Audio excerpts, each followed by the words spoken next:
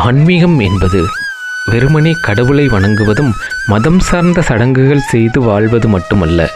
அது பிறருக்கு தீங்கு செய்யாமல் நேர்மையுடனும் எல்லா உயிர்களிடமும் அன்பு செலுத்தியும் வாழும் வாழ்வியல். மனிதன் தன்னை அறிந்த நாளே உண்மையான ஆன்மீகம் தொடங்குகிறது என்கிறார் சுவாமி விவேகானந்தர். ஒவ்வொரு மதமும் தன்னை சீர்படுத்த தக்க சமயத்தில் தானே ஒரு சீர்திருத்தவாதியை உருவாக்கும். ஆம், அப்படியான உருவாக்கமே இந்த ஐயா வைகுண்டர். ஐயாவின் அவதார தினம் கொண்டாடும் இந்த நேரத்தில் அவரை பற்றி தெரிந்து கொள்வது மிக மிக அவசியம்.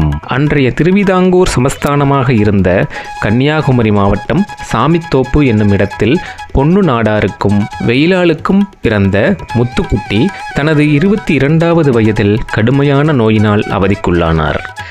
இது பெற்றோரை மிகுந்த கவலையில் ஆழ்த்தியது. அப்பொழுது கனவில் தோன்றிய மகாவிஷ்ணு முத்துக்குட்டியை திருச்செந்தூர் மாசி திருவிழாவுக்கு அழைத்து வந்தால் நோய் குணமடையும் என்று சொல்ல பெற்றோரும் நம்பிக்கையில் அங்கு அழைத்துச் சென்றனர். பயணக் களைப்பால் அவர்கள் சிறிது நேரம் ஓய்வெடுக்க முத்துக்குட்டி கடலை நோக்கி சென்று பின் கடலுக்குள் மறைந்து விட்டார். ஓய்வெடுத்து கொண்டிருந்தவர்கள் விழித்து பார்த்தபோது முத்துக்குட்டி அங்கு இல்லாததைக் கண்டு அலறினர். அப்போது அவர் கடலில் விழுந்து உயிரிழந்து விட்டார் என யாரோ சொல்ல தன் பிள்ளை நிச்சயம் உயிருடன் வெளியே வருவான் என்று கரையிலேயே காத்திருந்தனர் பெற்றோர்கள். அவர்கள் நம்பிக்கையின்படியே முத்துக்குட்டி வெளியே வந்தார். ஆனால் வெளியே வந்தவர் முத்துக்குட்டியாக இல்லாமல் ஐயா வைகுண்டர் என்ற பெயரில் தான் மகாவிஷ்ணுவின் 10வது அவதாரம் என்றும் தர்மத்தை நிலைநாட்டவே தான் திரும்ப வந்துள்ளதாகவும் தெரிவித்தார்.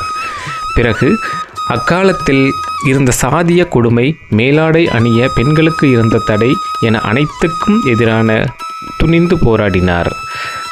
அனைத்து மக்களும் இடுப்பில் கட்டிய துண்டை கம்பீரமாக தலையில் கட்டிக்கொண்டு வழிபாடு நடத்த வேண்டும் என்றும், கடவுள் அனைவருக்கும் பொதுவானவர் என்றும், கடவுள் உருவமற்றவன் என்றும், அது ஒரு ஆற்றல் என்றும் பரப்புரை செய்தார்.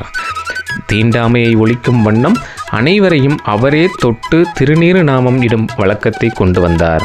இது அன்றைய ஆட்சியாளர்களுக்கு கடும் கோபத்தை ஏற்படுத்தியதால் அவர் கைது செய்யப்பட்டு பல சித்திரவதைகளுக்கு பிறகு விடுதலையானார். ஐயா வைகுண்டர் 1851ஆம் ஆண்டு ஜூன் மாதம் வைகுண்டம் சென்றதாக நம்பப்படுகிறது. இன்றளவும் ஐயா வைகுண்டரின் வழிபாட்டு தலங்களில் உருவ வழிபாடு கிடையாது. கண்ணாடி முன் நின்று வழிபடுவது இங்கு தனிச்சிறப்பு. இறுதி வரை இருப்பது தனி மனிதன் அன்று, மானிடமே என்றும் சொந்த பந்தம் மற்றும் புத்திரரோடு மகிழ்ந்திருப்பதே ஆன்மீகம் என்கிறது ஐயாவழி. இந்த புண்ணிய நாளிலிருந்தேனும் ஐயாவழி நடப்போமாக. நன்றி, வணக்கம்.